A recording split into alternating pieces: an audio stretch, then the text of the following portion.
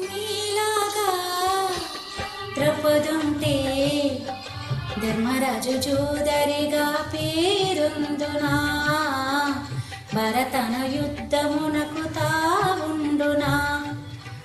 లోపమంటూ లేనివాడు లోకమందు ఉండబోడు ఏ ఒక్కడు, తప్పు దిద్దుకున్నవాడి ఆ దేవుడు.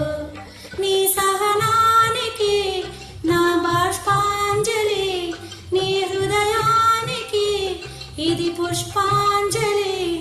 ఈ దేవుళ్ళు దిగి వచ్చి దీవించినారు, నోము పండెను. కొండ కోన పాలైన సీతమ్మ మదిలోన కోపమేల రాలేదు, రామయ్య పైన రాయల్లి ఉన్నా. ఈ